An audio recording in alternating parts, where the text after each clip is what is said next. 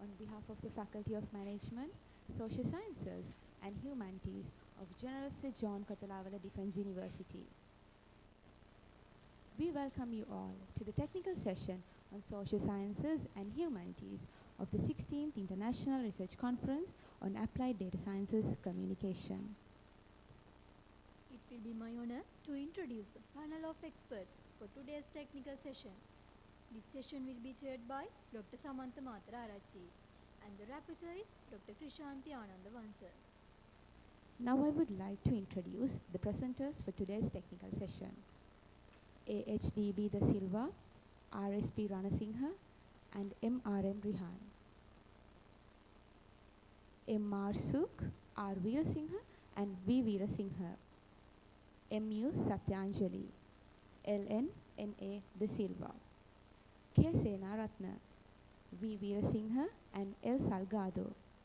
JK AT Damsuvi, and BCT Vikramasinghe.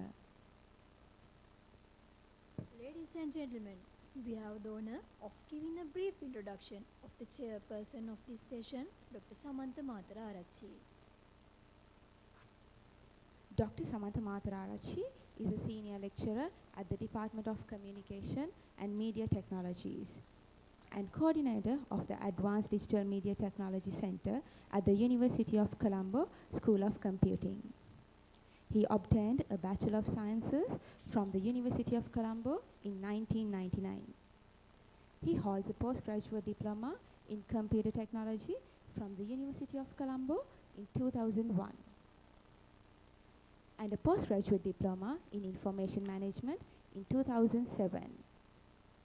Also, he holds a master's in information management in 2008.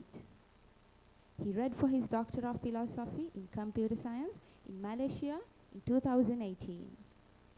He obtained a certificate of teaching in higher education from the University of Colombo and a professional qualification from the Staff and Educational Developers Association in United Kingdom in 2013. He has more than 21 years of teaching experience at the university level. He has done many research publications, and his research interests are enterprise resource planning, internet application development, web accessibility, information management, software quality assurance, e-learning, machine learning, data analytics, and business process automation. Sir, we cordially invite you to commence the session. Over to you, sir. Very good morning to all of you, and thank you very much. Let me introduce there are 6 papers, and let me introduce the person. I think Mr. AHDB Da Silva. Yeah, okay, let me introduce the first presenter. He's Arumadura Hasaka Denidu Puddila Da Silva. He's an undergraduate from Faculty of Management, Social Sciences and Humanities, following at the Applied Data Science Communication degree at General Sir John Kotalawala Defence University, Sri Lanka. He has completed the primary and secondary education at Dissanayake College. He did biology, physics and chemistry for advanced level examination.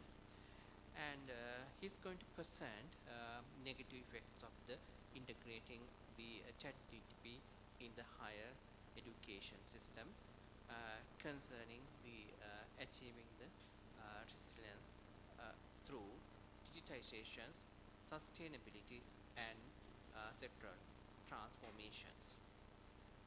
So over to you to present your paper.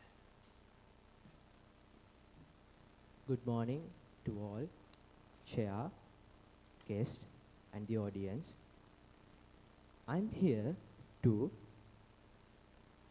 present our research whether it is conducted on negative effects of integrating ChatGPT in higher education system concerning achieving resilience through digitalization, sustainability and sectoral transformation. My co-authors are Sanduni Ranasinghe and Mohammad Rehan. This is my journey of content throughout the presentation. Before starting the introduction, we got the idea of our research when we are doing our academics in the university. What happened was, when the ChatGPT was introduced into our platform, we relied on that platform very much. So there were many beneficial things from that thing, but there were negative effects, and we thought of doing a research on what will be the negative effects of ChatGPT on higher education system. The problem statement goes, and for your acknowledgement, I'm using AI as artificial intelligence and GPT as generative preform transformer. In the recent years, the integration of the AI-driven conservational agents have been bloomed in our industry. That means in all the industries where the society was impacted on the AI, and it was a very good thing, but there were many bad things happen to the higher education system, where students' critical thinking ability can be diminished if you over-reliance on that GPT or the AI tools, and reduce the interpersonal interactions, where from the peer groups and to the person to person. Could you imagine if you are going on a ChatGPT and doing your researches or the academic work daily, so you will be not communicating thoroughly with your lecturers or the peer groups, and that will make an interpersonal hole in your life. And also, that will lead to a depersonalization learning experience, because the information that you are given from the ChatGPT is not 100% recommended, it is not 100% correct. So you can have that wrong information in your system or the educational life, and it will provide or it will cause some damages into your future education. So hereby I give you my research questions. So how does integrating ChatGPT and AI impact higher education resilience during digital and external challenges and disruptions? That means when the COVID hits, the ChatGPT was at the early stages, but when the COVID was down to some extent, the ChatGPT was really a threat to the higher education system. So this means from the research questions, we try to show that the digital and the external challenges and disruptions on that. And also AI chatbots, it is something like environmentally disruption for the environment. That means from an educational perspective, we are always using as a greener education, but from using the AI much more, that will cause some e-waste and all that will be for issue. And also ChatGPT can be leaving a hole in the labor market, because some of the professions can be somewhat diminished because of that platform. The research objectives are hereby. So first one can be seen as assessing AI's impact on pedagogical adaptability, student engagement and resilience. That means how much students are engaging in this platform to find their knowledge. Assessing AI's environmental impact in higher education and suggesting sustainability. That means the greener education AI part. And the analyzing AI's impact on higher education, jobs and proposing mitigation. The higher education system is always affected by the ChatGPT, and the job market can be affected due to that, because critical thinking part always can be a major threat. So I'll move to the next slide.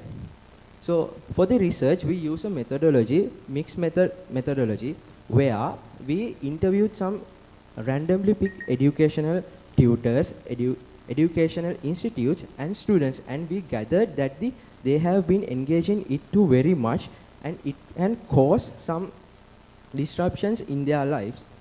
And quantitative analysis have been done by a survey collecting students' academic records for past 2 years, where the initial stages of the ChatGPT and the development of the ChatGPT, that shows there can be a negative impact on higher education systems. So this is again a conceptual background where how the research is gone through with the concept of negative effects of ChatGPT. So data analysis and the discussion part. For this, the data we collected from the surveys and all we have analyzed in such a way, and we have shown that there you can see also the impact of negativity, and the impact towards the negativity is somewhat more than impact towards positivity and the impact with positivity. That means there are more negative impacts such as the positive impacts. And also there are some things when the data is analyzed, we have seen that the students' assignment marks, that means assignments marks in the first year or somewhere at the pre-stages of the ChatGPT, there were assignments, they have scored more marks, but when it is come to the something like the next year, assignment marks go up, but the academically they have shown a very low marks. That means they have assessed on many of the ChatGPT tools for their assignments and other ways, and it have been impacted on their educational life when it come to a real exam. So that is something that we have achieved. So for this question, we have something user conflict tree, that means a tool to show that how the research is done, where you can see roots are the causes and the trunk is the core problem, where the negative effects of ChatGPT on the higher education system. So effects are also there. So this is the tool that we have used to show our research and how to use that research into a visualization tool to get the maximum out of it. So I'm coming to the discussion. So ChatGPT and the AI's higher education section offers a benefit but poses challenges in the digitalization and the sustainability. That means, as I mentioned previously, there are many benefits, but there are really drawbacks which can be affected in the future. And also that hinders the critical thinking ability, where the originality thoughts can be diminished. That means original work cannot be done if the ChatGPT is much more grow into our platform. And also there is a threat of AI bots. Today also there are instances where the AI bots have been displaced human roles, affecting the job security, and there is a scarcity for some jobs, and somewhat jobs like data scientists and analytics parts are developing, and some jobs have been diminished because of the AI parts. And also there is a major threat where the data concerning or the data privacy is at a risk, because when you ChatGPT can use your data from the internet, where it can be done with the wrong purpose, or your data is mainly misusing for some purposes. So we will have to take ethics, where the ChatGPT and the normal education methods have been come to one platform, and a balanced way that should be conducted to a good educational outcomes and also for good human interactions. So finding and the recommendation, where we have two findings, where incorporating ChatGPT in higher education offers efficiency and accessibility benefits, but raises concerns about critical thinking, environmental impact, workforce displacement, ethics, and learning outcomes. So we have found 4 pillars where it is negatively impacted, and the second part as higher education needs to integrate AI tech while preserving core educational values and effectively managing associated challenges for resilience. That means, although it is have some negative impact, so we can go from a platform to get the maximum benefit on it, reducing the minor threats on the educational sector. So recommendations I have put 4. prioritize ethics and transparency in integrating ChatGPT into higher education system. That means the transparency or the trustworthiness of your data, that is the main part that you need. As a world living in a digital era, the privacy or that means the transparency of the data can be a major thing. The prioritize fostering critical thinking and creative with AI human interaction balance. So this you can have a balance core with the human interaction and the ChatGPT to increase the critical thinking in educational system students, whether it is not affected from that platform. So embrace sustainable AI. That means, as I mentioned previously, so greener environment, that means for a reduce the ecological footprints or the digital footprint, so we have to use effectively ChatGPT and or other AI tools for your responsibility. Implement proactive upskilling to address the evolving workforce challenges. So when the workforce is somewhat getting that means into another level with the AI can do our work, so we have to upskill the students or the education tutors and the institutes values to us where AI cannot be somewhat replace them, but we have to be in a one step ahead of that thing.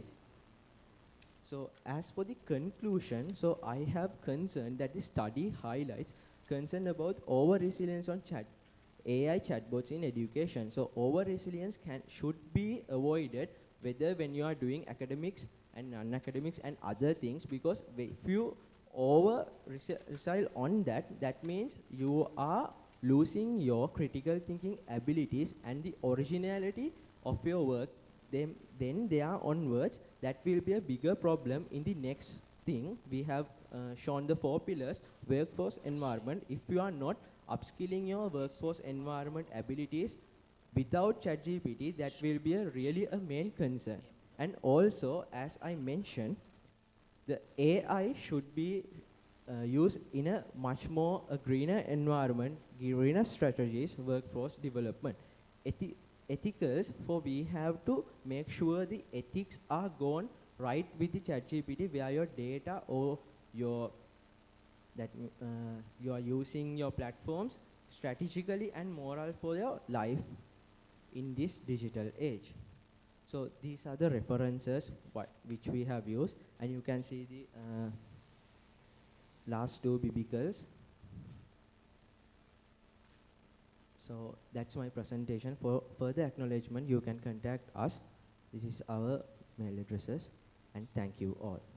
Okay, right. Thank you very much, Mr. De Silva.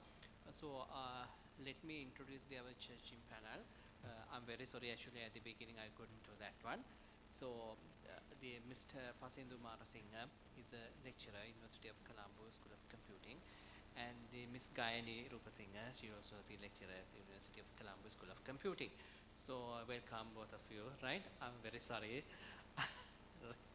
Okay, so I think now we'll have a question and answering session at each presentation. I think that would be better for you to answer those questions, right? Okay, so let me open to the judging panel to ask question. Over to you. Yeah, that is a concern. It was like the academics, we use academic marks of students. We didn't include it in our presentation. In the paper we have included those. It was a concern where it is something like a privacy, so we asked them whether they can give or not. So the students who have agreed to give, we get the sample from that. It is around 90 to 100 for the quantitative analysis. Qualitative analysis, it was like 4 to 5 lecturers and 5 to 4 again students randomly picked. You found out the critical thinking ability of the students have got lowered, and I thought, like you said, their assignment marks were higher, but when it comes to the exams, the marks were lower. And so, like, okay, that's fine. Then how did you come up with the idea that about the environmental concerns and all? So it was done with the other references, where they have shown that if you are using that ChatGPT or the AI tools much more, uh, that means often, so there can be something with the power and the power usage and all of that will cause an environmental issue in the near future. So that was the idea to get to that point. Yeah, I have the same questions about sample distribution and what were those were not mentioned in the paper as well. So we would like to see how many samples were there, how many people were interviewed, and what were the quantitative questions you asked, what were the qualitative questions you asked, then what are the techniques you use to analyze those data. Okay, then I'll provide the information with what needed to the panel. Yeah. Then you have claimed that assignment marks thing, that assignment marks went up and exam marks went down. So did you consider like few years back and considered whether that same pattern were there before the ChatGPT as well? It was done for around 1 to 3 years actually. So we have considered when the ChatGPT was not introduced well into the society, that means for the education system, and now it is somewhat in a stage. So that was the concern for that. So I think that answered the question. My question is something like this. Let's take one batch, Yeah. batch 34 or something, right? So that did you do the research on batch 34 only, or did you try? Yeah, only for one batch I did. Yeah, then it is basically you have no idea whether the same pattern, like in 30, whether they had the same assignment marks went up and like exam marks went down pattern in the other batches where the ChatGPT was not present, right? Okay, so that right? is a concern. So there can be the same pattern when they are going from the first year to second year. So if you are claiming something like that, I would like to see something like you are doing the same research on older batch and you are showing that that pattern was not there, but when the ChatGPT was there, that pattern was there. Something like that. I will look forward into that. All right. Then yeah, that is basically the question was, what were your questions like? We had mainly questions about the survey that you did and the findings you finally came up with. We want to see some sort of a correlation. Okay. That means you have to get the findings from the survey.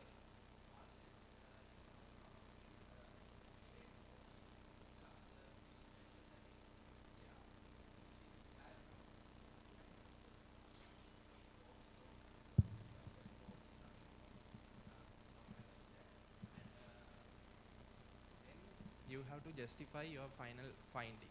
Okay. This is why we are saying it like. Okay. Okay. Thank you.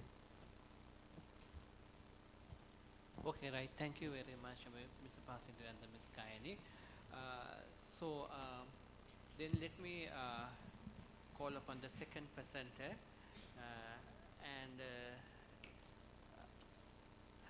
the second presentation is understanding the phenomenon of the brain drain and in-depth analysis of the immigration patterns and the implications for IT professionals in Sri Lanka. The presenter is Mishka Marshuk. So over to you. And let me introduce her. Mishka is the third year undergraduate following applied data science communication degree at KTU, and she has a strong passion for the research in the field of data science, and she has also won the best presentation award at the 6th Global Public Health Conference in the year 2023. Okay, right, thank you very much, and over to you to present. Thank you for that introduction. And good morning, ladies and gentlemen. So I'm Mishka Marzouk, and I'm here to present a paper on the topic Understanding the Phenomenon of Brain Drain, an in-depth analysis of the immigration patterns and implications for IT professionals in Sri Lanka. My co-authors are Rasanjali Veerasinghe, Thamesh Jayawardena and Bojini Veerasinghe. So this is the content of our presentation, and let me give a brief introduction. So brain drain is the emigration of highly skilled professionals from one country to another due to various reasons. In Sri Lanka, the brain drain of IT professionals is a significant issue that has been affecting the country's development for many years. Recently in Sri Lanka, there is a rapid brain drain of IT professionals, mainly due to the economic crisis. With the COVID-19 pandemic and the economic crisis afterwards, many IT companies couldn't offer what the IT professionals were looking for. Due to low payment of salary, low quality of their life, and political instability, the IT professionals had to leave the country. This causes a huge loss to the country, as Sri Lanka has one of the highest immigration rates among developing nations, according to the World Bank research, with many talented IT professionals leaving the country in quest of better chances elsewhere. The research names the IT industry as one of the industries experiencing a particularly severe brain drain. This assertion is also backed up by several additional investigations. For example, a study conducted by the Institute of Policy Studies in Sri Lanka revealed that the country's IT sector is suffering from a serious lack of qualified workers, which is impeding the expansion and development of the sector. The brain drain is one of the primary causes of this shortfall, according to the report. And also, the University of Colombo discovered in another study that the exodus of IT workers from Sri Lanka is a serious issue. So the study concluded that a lack of employment options and low pay are driving many brilliant IT professionals out of the nation. So according to the data, Sri Lanka is experiencing a serious problem with the brain drain of IT workers, which is having an adverse effect on the nation's progress. The government, the business sector, and other stakeholders will need to work together to address this issue by making more possibilities for qualified IT experts in the nation. So our study is conducted by collecting real-time data from IT professionals who left the country and also who is planning to leave Sri Lanka. So we collected data by providing surveys and interviewing them, around 100 to 150 people who lives abroad. So the study proposes practical solutions for how the IT professionals can be retained in Sri Lanka for a longer period. So our objectives are to investigate the factors contributing to the migration of highly skilled IT professionals from Sri Lanka to other countries, the impact of brain drain on the IT industry in Sri Lanka, and policy interventions, potential policy interventions that could be implemented to mitigate brain drain and promote the retention of IT talent in the country. So the problem the problem that we have is that the brain drain of IT professionals in Sri Lanka presents a critical challenge with profound implications for the nation's economic growth and technological progress. A significant number of highly talented IT experts are leaving the country in search of better job opportunities abroad. This ongoing exodus is fueled by a combination of push factors such as limited career prospects, inadequate wages, infrastructure deficiencies, and political instability, as well as certain pull factors like enticing job prospects, higher remuneration rates, superior work-life balance, and advanced technological environments in destination countries. As a result, Sri Lanka is losing a valuable resource pool that could contribute significantly to its innovation, economic advancement, and competitiveness in the global IT landscape. Addressing this issue is imperative to harness the potential of the IT sector and propel Sri Lanka towards sustainable growth and development. So here is our methodology. A mixed method approach was used to carry out this research, including surveys and interviews. Real-time data was collected through surveys and interviews, and we analyzed the data using Python. So professionals in the IT industry have shared their experiences working in Sri Lanka and their reasons for leaving or planning to leave. Some common reasons, like while interviewing these people, some common reasons that we came across were lack of job opportunities in their field, personal or family reasons, and a desire for higher salaries and better quality of life. Respondents suggested that Sri Lanka could improve conditions for IT professionals by providing more job opportunities, trainings, and encouraging entrepreneurship. In terms of salary and benefits, most respondents reported that their current location was better than Sri Lanka. So to improve conditions for IT professionals, the Sri Lankan government and tech industry could consider reducing taxes, increasing salary ranges, and improving infrastructure to attract foreign direct investment. Some professionals expressed in returning to Sri Lanka if conditions improve, while others had no plans to return due to personal reasons or a lack of confidence in the country's economic and political situations. Additionally, improving infrastructure such as uninterrupted power supply and high-speed internet could attract more foreign direct investment in the IT industry, while some professionals expressed interest in returning to Sri Lanka if these conditions improve. Others had no plans to return due to personal reasons. So the data highlighted the need for Sri Lanka to make significant changes to its economic and political structure to retain talented IT professionals and compete with other countries in the industry. So the data indicates that Sri Lanka's quality of life is not as good as other countries, and the cost of living is high. Many professionals mentioned that they are seeking a better quality of life and higher salaries in other countries. The data highlighted the need for Sri Lanka to make significant changes to its economic and political structure to retain IT talent in the country. So these are the results. You can see here it's a bar graph that shows the number of members living in different countries. So according to this, we see that most Sri Lankans are currently living in UAE, while least number of IT professionals are remaining in Sri Lanka. So this suggests that UAE is a popular destination for Sri Lankan IT professionals who are looking to leave the country. The UAE is known for its rapidly growing technology industry, which may be attracting Sri Lankan IT professionals seeking better job opportunities and higher salaries. When age was taken into consideration, we see that many people who are in the ages of 28 to 29 have left the country. So this is the age that most people, like after their undergraduate studies and after masters, they definitely go abroad. So, yes, this is the age that that it's showing that they are leaving.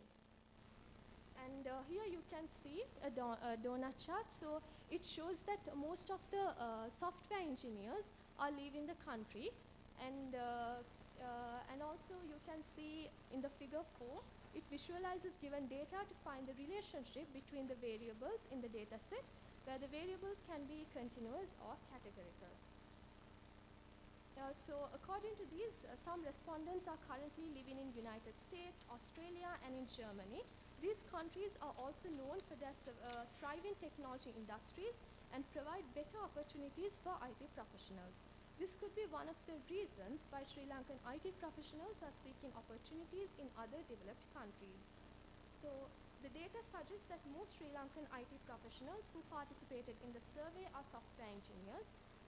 This indicates that software engineering is a popular profession among Sri Lankan IT professionals. The high number of software engineers also suggests that Sri Lanka has a significant pool of talented software engineers who could contribute significantly to the growth of the IT industry in the country. But sadly, many of them are living abroad now. So this is the conclusion. According to my study, brain drain of IT professionals in Sri Lanka is a complex issue with significant implications for the country's economy and technological development. So this research paper has shed light on the underlying causes, consequences, and potential solutions associated with this phenomenon. The findings indicate that several push factors contribute to the brain drain, including limited career opportunities, low wages, inadequate infrastructure, and political instability. On the other hand, pull factors such as attractive job prospects, higher salaries, better work-life balances, and advanced technological environments in destination countries attract IT professionals to emigrate. The consequences of brain drain are far-reaching. Sri Lanka loses skilled individuals who could contribute to its economic growth, innovation, and technological advancement. Additionally, the outflow of IT professionals hinders the development of a robust IT industry and reduces the country's competitiveness in the global market. Several potential solutions have been identified to address the brain drain of IT professionals in Sri Lanka. We can strengthen the IT infrastructure, fostering research and development, and promoting collaboration between academia and industry are also crucial steps. Furthermore, the government, private sector, and education institutions must work together to enhance the quality of IT education, aligning it with industry demands and encouraging entrepreneurship.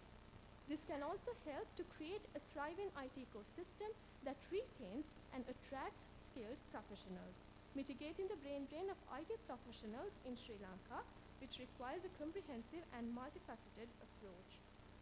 By addressing the underlying causes and implementing effective strategies, the country can retain its talent pool, foster technological innovations, and realize its potential as a global IT hub. So we have few recommendations. Some of the recommendations that we suggest is that educating the youngsters about the job opportunities in Sri Lanka and giving them proper guidance through career guidance units, introducing novel opportunities in Sri Lanka related to IT fields, recognizing and appreciating the contributions of IT professionals regularly, implementing an employee recognition program to acknowledge their achievements and provide rewards such as bonuses, incentives, or public recognition. Offer competitive salary packages that align with industry standards and the cost of living, ensure that IT professionals feel adequately rewarded for their skills and experiences. Providing proper training so that the IT undergraduates could gain hands-on experience related to their fields. Introducing to new courses and training materials that give them free learning opportunities to enhance their knowledge and skills on latest technological advancement. So this comes to the end of my presentation. These are the references that we used. Thank you. So you can contact me if you have any queries, and thank you for listening patiently. Right, thank you very much, Ms. Masrook. Now we'll ask judges to questions. Okay, over to you to ask questions.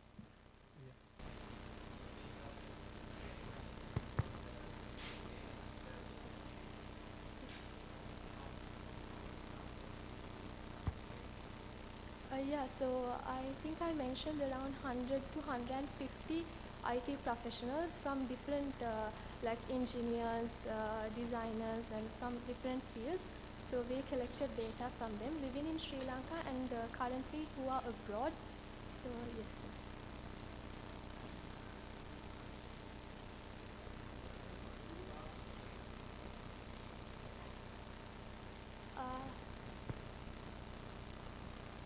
I think yes, when analyzing there must have been an error.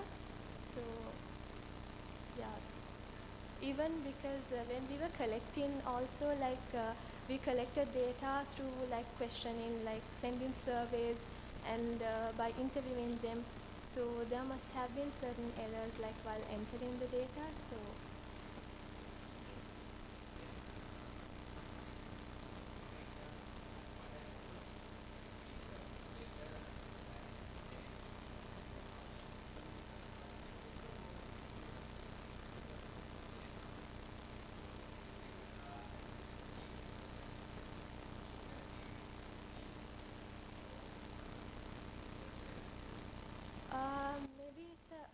narrative error.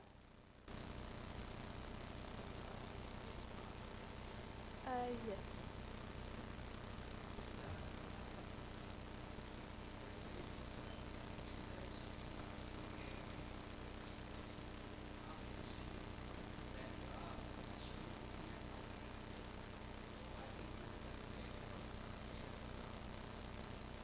Because we wanted to see what are their thoughts on leaving, because since they were actually in Sri Lanka, we wanted to know what kind of an outlook they have while working in the Sri Lankan industry. Is it a positive thought or a negative thought, and whether they are planning to migrate. So many of them said that they at some point in their life they are planning to migrate to different countries.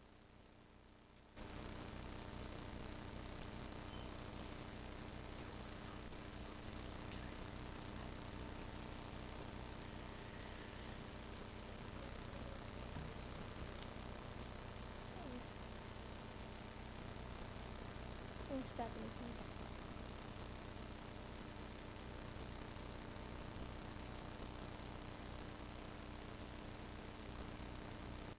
Yes, so we had a questionnaire, so then we included the reasons that they need to leave the country.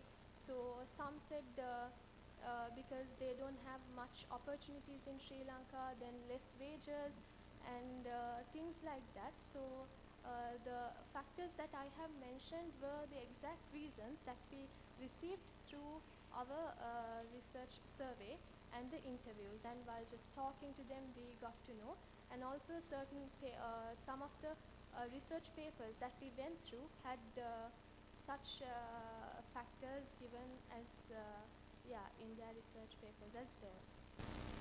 It was for the primary reason for leaving, planning to leave Sri Lanka. Yes. You got the answer from that, right? Yes.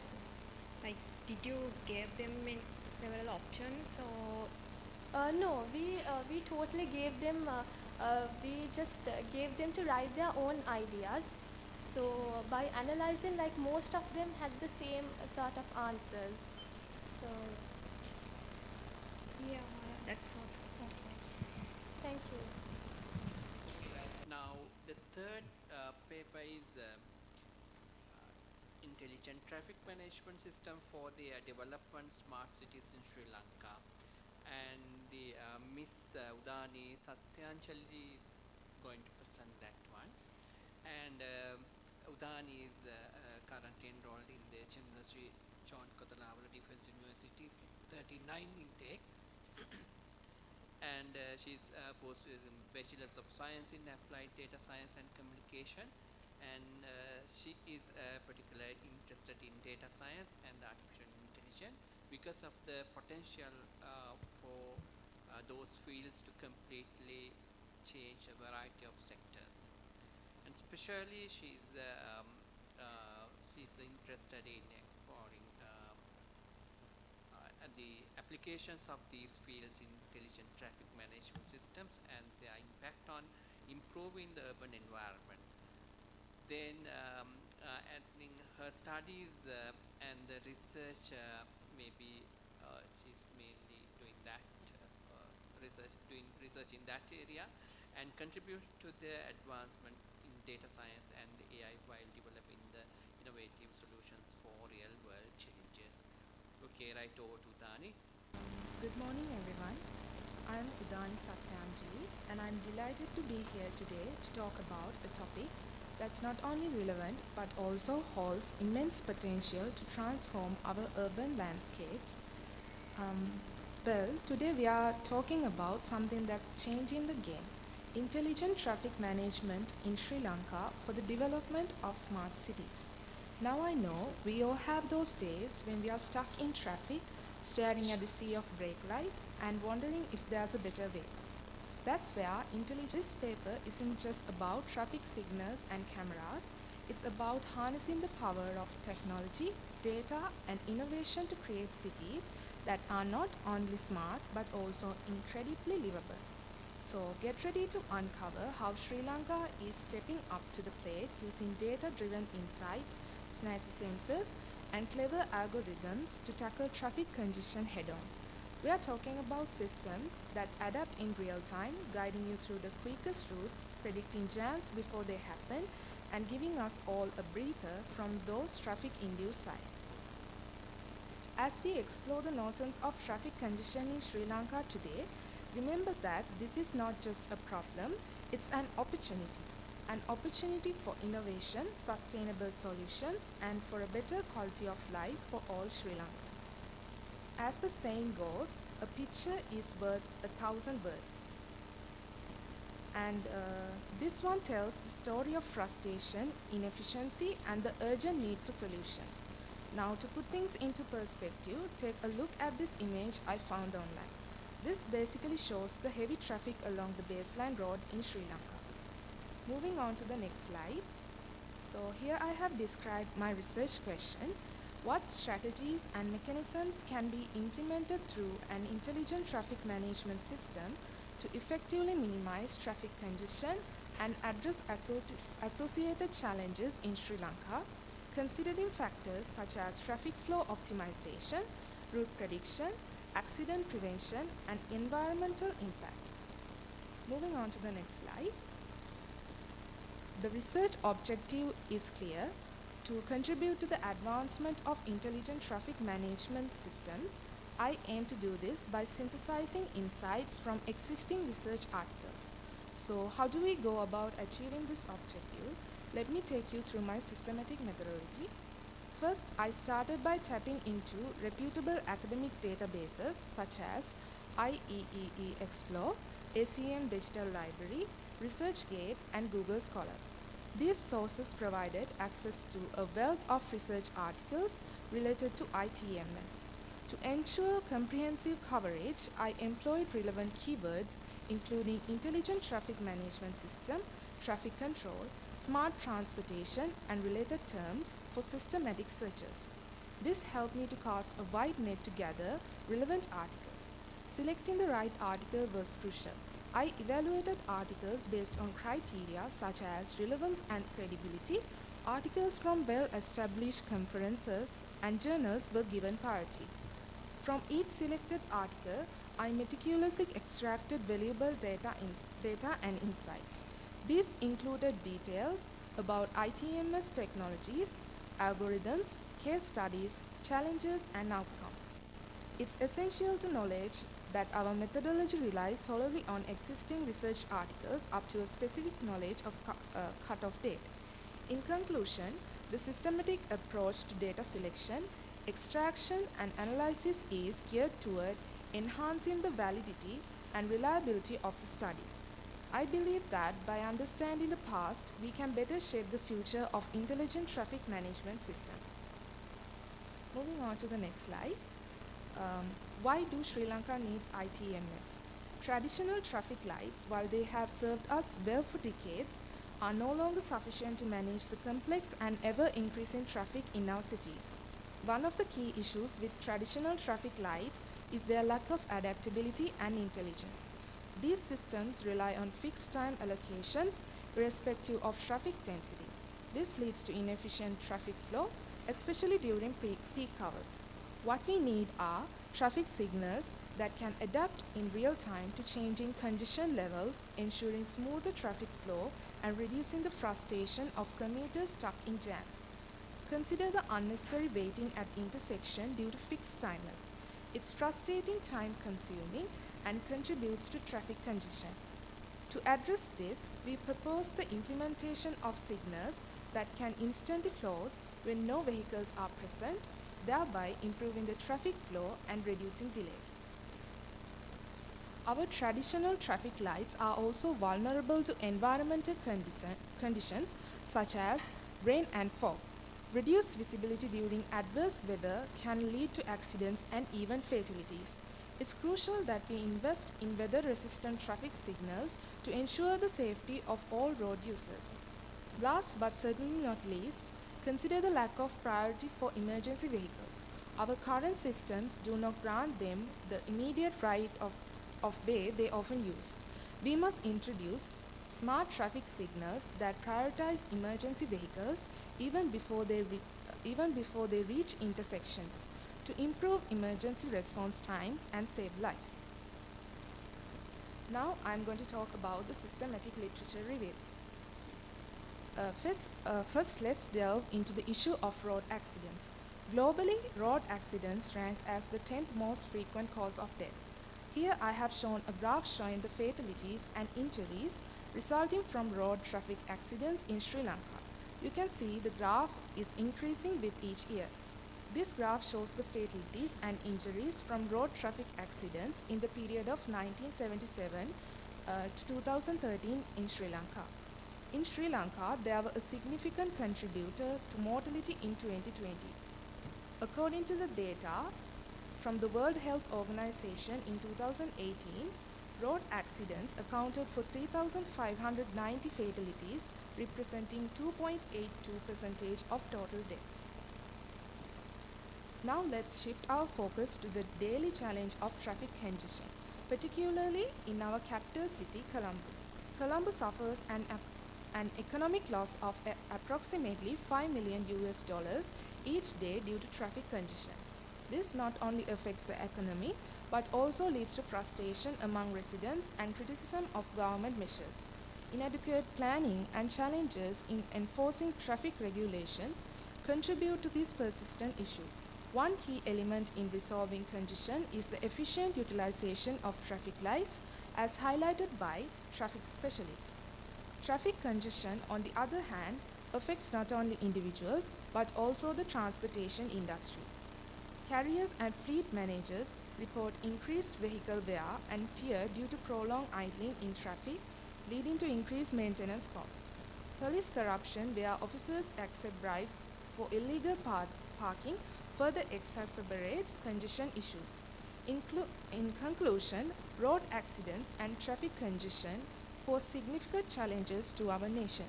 Addressing these issues requires a concerted effort from government authorities, law enforcement, and the public. By improving road safety measures, addressing traffic congestion through efficient planning and enforcement, and combating corruption, we can make significant strides towards safer roads and a more efficient transportation system in Sri Lanka. Moving on to the next slide. Now I'm going to talk about the Intelligent Traffic Management System. At their core, intelligent traffic management systems are harnessed with the power of cutting-edge technology. They can identify, monitor, and estimate safety indicators for both vehicles and pedestrians. These systems are like vigilant sentinels, tracking objects, estimating their paths, and even detecting potential collisions and near misses. These systems transform data into actionable insight in real time. With interactive dashboards, traffic authorities gain immediate access to critical information from intersections. Imagine having the ability to commute smoother. Moreover, they prioritize safety by enabling swift notifications to emergency services and providing vital information like response times. Now let's talk about the main capabilities of an intelligent traffic management system. The video traffic detection system with the edge processing function. At the heart of these systems lie four components: the surveillance footage system, the traffic control system, the computer control system, and the peripheral unit. Together they form a sophisticated network designed to effectively manage high traffic roads. The surveillance system equipped with cameras keeps a watchful eye on traffic conditions. Meanwhile, traffic control units play a pivotal role in managing traffic efficiently by facilitating seamless communication between various parts of the system.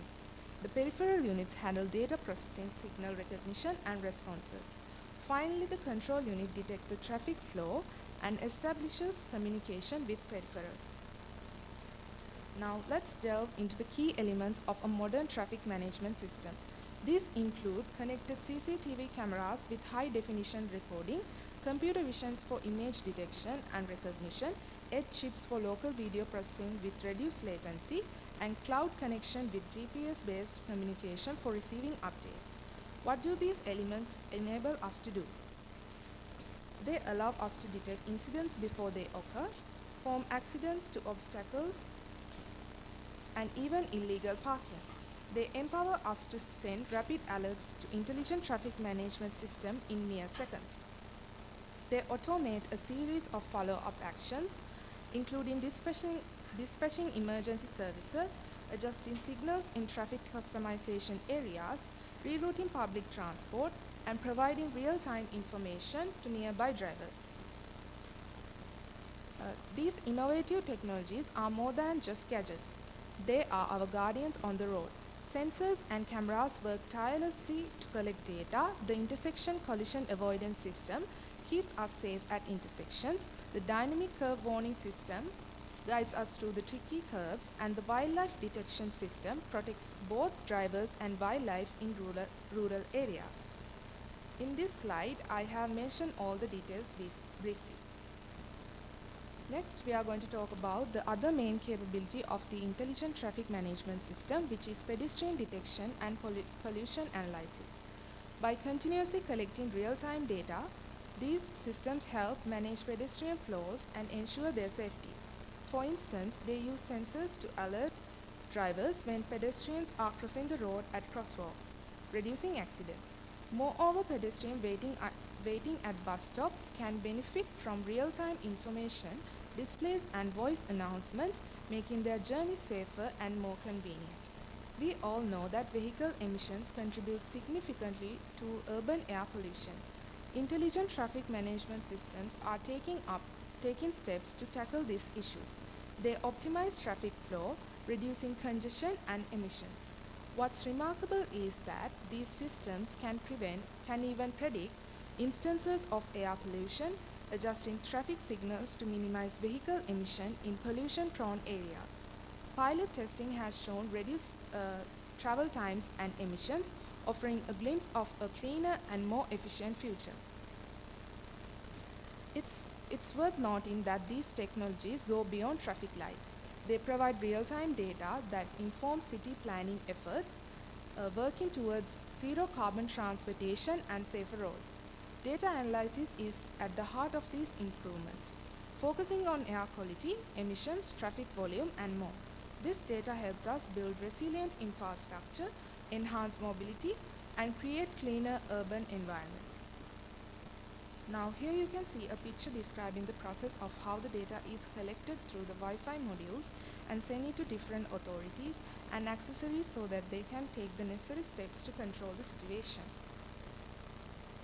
In conclusion, the successful implementation of this efficient and sustainable traffic management system relies on the ability to collect and analyze significant traffic data using advanced analytics. While there may be technical challenges, the path to safer streets and cleaner air is within reach with the right approach and resources. Here I have described the findings of the research paper. Imagine a future where traffic accidents are dramatically reduced, road congestion becomes a thing of the past, and environment is cleaner. That future is possible with the intelligent traffic management systems. Sri Lanka, as a developing country, can seize this opportunity. With the right tools and skilled professionals, we can harness the power of these systems for our benefit. But it's not just about safety and reducing congestion. These systems can make our transportation network more efficient, saving time and fuel, which boosts our economy. They also enhance safety with features like collision detection and pedestrian monitoring. We can identify and address unsafe driving behaviors, preventing accidents and saving lives. Moreover, these systems allow us to make proactive decisions. Real-time data and predictive modeling help us respond swiftly to changing traffic conditions, incidents and emergencies. By adopting intelligent traffic management systems, Sri Lanka can position itself as a technologically advanced nation in the transportation sector. This can attract investments, promote sustainable development, and modernize our infrastructure. In conclusion, Sri Lanka has the potential to benefit immensely from these systems, but planning properly, investing in technology, and training skilled professionals for a successful deployment is vital. Our journey into the world of ITMS has revealed a promising future for traffic management and urban development. In our quest to address the limitation of existing systems, we've unearthed a treasure trove of opportunities for transforming our cities into more efficient, safe, and sustainable spaces. One of the standout advantage of ITMS is its ability to alleviate an ever-present challenges of traffic congestion. By leveraging intelligent algorithms and real-time monitoring, we can optimize traffic flow, reducing traffic management comes in, travel times, and minimizing frustrating delays. This not only enhances the efficiency of our transportation networks, but also significantly improves the overall quality of life for our citizens. But ITMS doesn't stop there. It extends its reach to address pressing environmental concerns through efficient traffic management and control. ITMS becomes a powerful ally in the fight against air pollution and the reduction of our carbon footprint. By promoting cleaner transportation systems, we create cities with cleaner, healthier air, contributing to a more sustainable urban environment for generations to come. Safety is another paramount aspect of ITMS. With the integration of road sensors and advanced detection systems, we can enhance overall road safety. Pedestrian detection, intelligent signaling, and collision avoidance systems work in harmony to reduce the risk of accidents and injuries, making our roads safer for everyone. However, it's essential to remember that building smarter, more developed cities isn't the task of a single technology. ITMS is a vital piece of the puzzle, but a comprehensive approach is essential. Smart infrastructure, efficient public transportation, sustainable urban planning, and more all play crucial roles in creating thriving and livable cities. In closing, let us recognize that the success of ITMS and the realization of its full potential depend on our collective efforts. It's not just about technology, it's about visionary policies, investments in research and development, and the active engagement of all stakeholders. Together we have the power to pave the way for smarter, more efficient urban environments that benefit us all. These are the references. And thank you for your attention, and let us embark on this journey toward a brighter and a smarter future together. Thank you. Right, thank you very much, Ms. Satyanjali. And I would like to invite session judges to ask some questions based on that presentation. Yeah.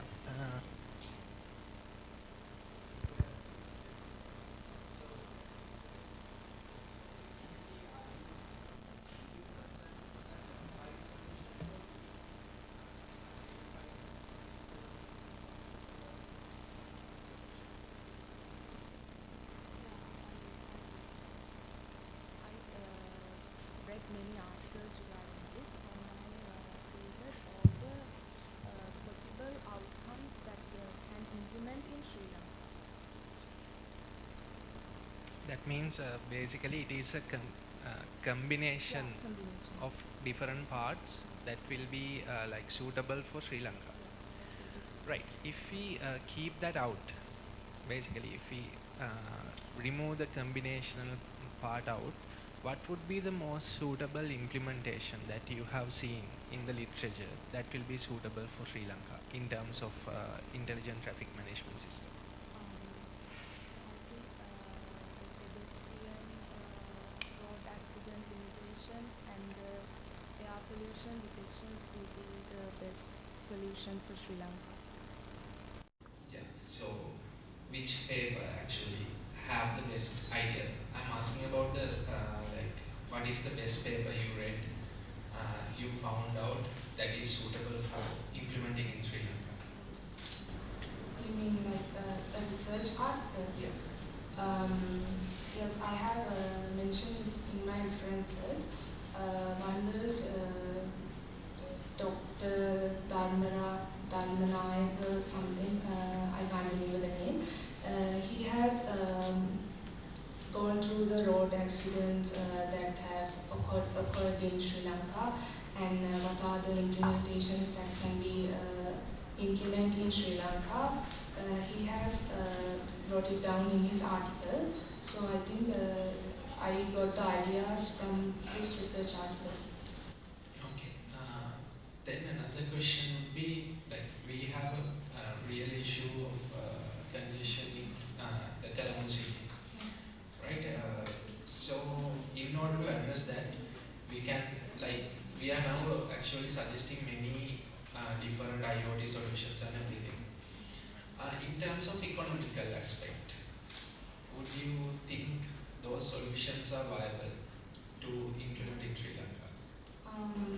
I think in now situation, we can't establish that in Sri Lanka with the present situation, but with the correct technology and the correct knowledge, we can establish it in the near future. So then can I get it as your idea of that is like the limitation of traffic congestion using the IoT resources would be economically right now it will be used. That means we cannot save that much fuel and everything by utilizing those technologies.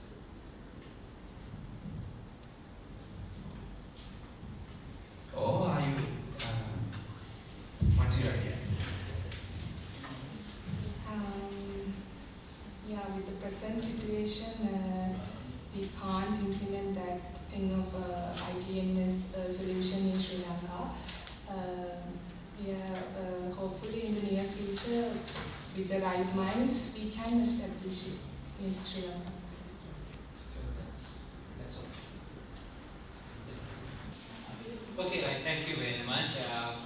Now, let me introduce the next presenter, the Miss Natasha De Silva. She's a second year undergraduate, currently reading for BSc in Applied Data Science, Communication and General Sri John Kahaduwa University. And she's going to present on evolving towards the future Internet of Things based the precision the aquaculture systems, right? Okay, right, over to Natasha. Dr. Samantha Arachi, our chairperson, the lecturers, the presenters, the attendees who have joined us today, a very good morning to all of you. I'm Natasha De Silva, and today I'm here to discuss on a topic that is often hidden from the limelight, that is aquaculture. Sri Lanka, as every one of us know, is an agricultural country, and we are a country where farming is a most common occupation for our people, and aquaculture is yet another part of it. Imagine Sri Lanka surrounded by the Indian Ocean. Now, imagine combining the age-old tradition of fishing with the latest technology. That's exactly my topic here today, evolving towards future, aquaculture based on Internet of Things. Moving on, humans and technology have continuously evolved through decades, making technology a part of our lives. And in a world where technology continually reshapes many industries, agriculture and aquaculture stands no exception. The integration of IoT in aquaculture represents an approach that not only enhances productivity but also ensures sustainability and efficiency in a manner we wouldn't have imagined a few years back. So for the objectives, IoT and AI have made its mark across the world, not only in aquaculture but also in various industries. So the question is, why Sri Lanka has been somewhat slower in embracing this technology, especially when considering the benefits it offers.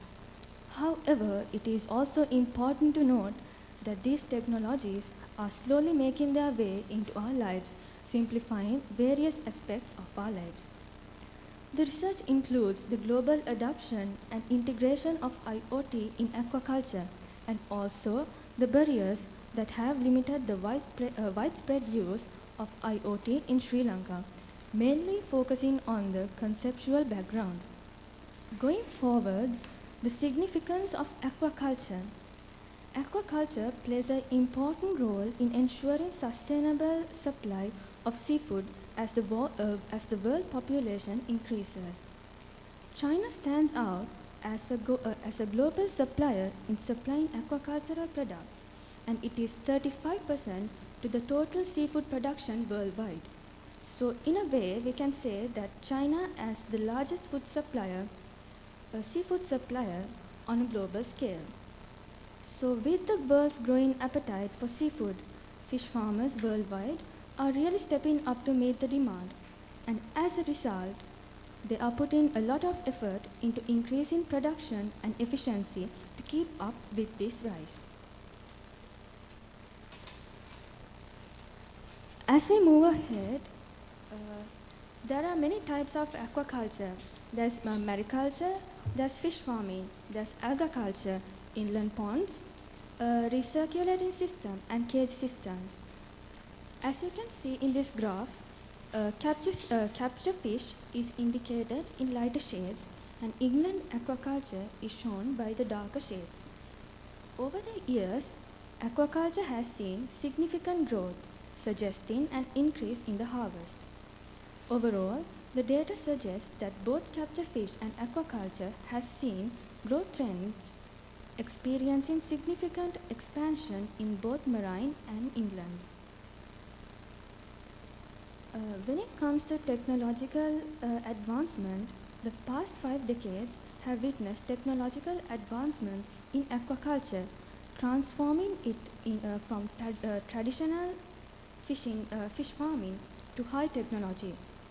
These IoT sensors collect data on water quality, temperature, dissolved oxygen levels, and many more aspects, providing fish farmers with the knowledge of their own farms.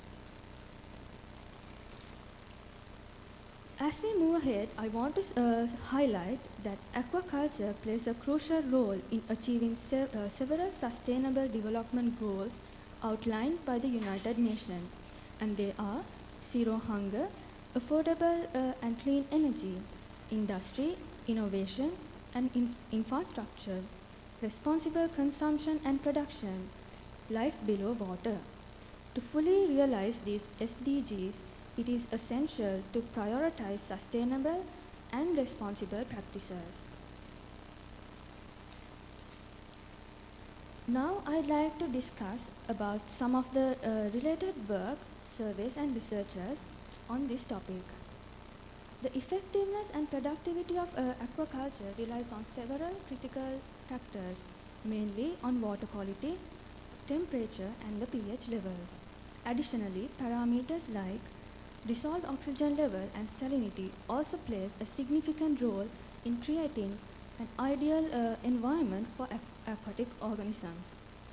To maintain these parameters, various sensors have been developed and tested by experts, and they continuously monitor these parameters, ensuring that fish and other species thrive in the best possible conditions. The data collected from these sensors are used to analyze and make decisions to maximize productivity while maintaining the well-being of aquatic populations. Among those various sensors, the Proteus project, a significant system that emphasizes on several key aspects. This system is capable of monitoring various parameters like pH levels, chlorine, chlorides, nitrites, and calcium. Also, sensitivity and sustainability. Overall, the Proteus project aims to revolutionize water quality monitor in aquaculture, offering innovative and sustainable solutions that benefit both industry and environment. Going forward to a global perspective, IoT and AI across borders. This is all about the ways these technologies goes beyond geographical boundaries, economies, and societies on a global scale. Let's take a look at these graphs. The first graph is about world fisheries and aquaculture production, utilization, and apparent consumption. This data explains that out of total production of aquatic animals, which amounted over 157 tons, approximately 89% were used for human consumption. This indicates This includes various seafood products that people consume, and non-food users accounted for 16 million tons. This data highlights the significant role of fisheries and aquaculture in providing food for the growing population, with majority being directed towards human consumption.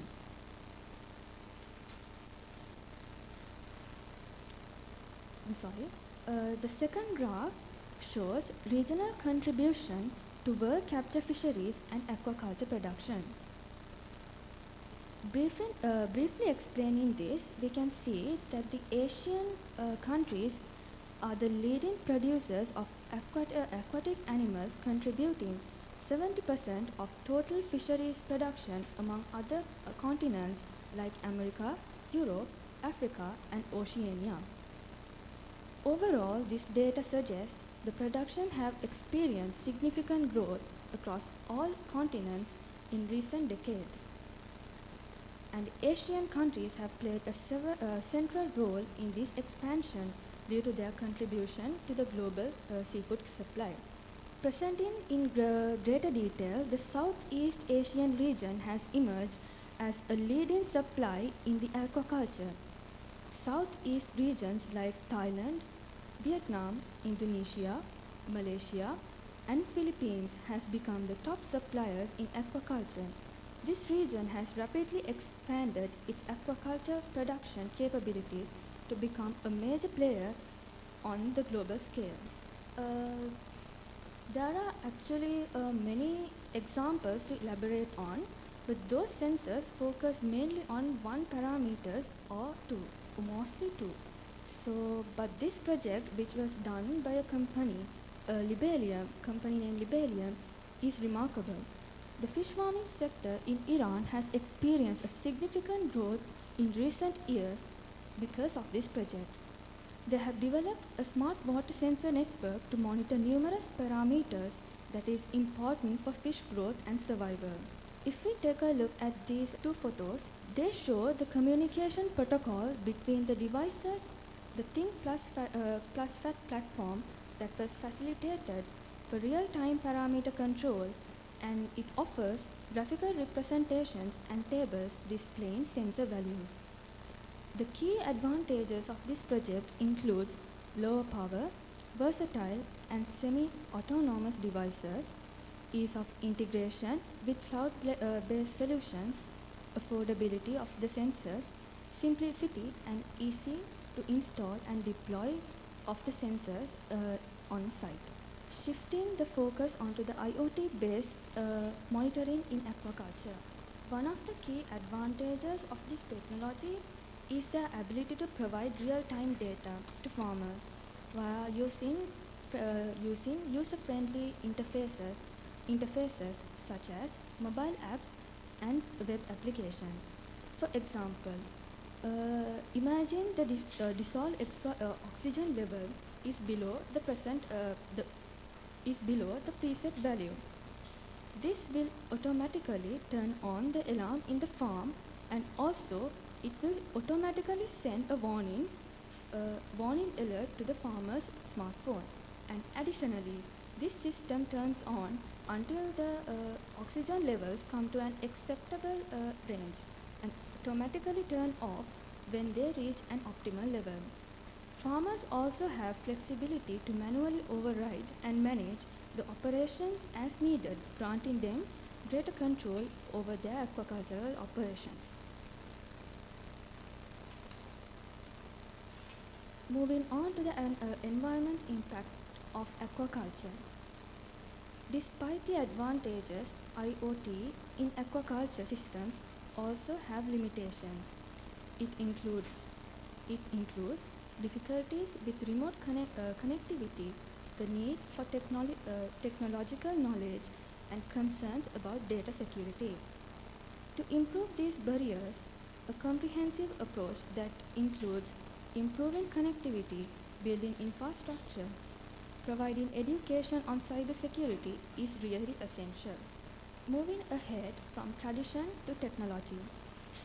Sri Lankan aquaculture has shown great potential for growth and development.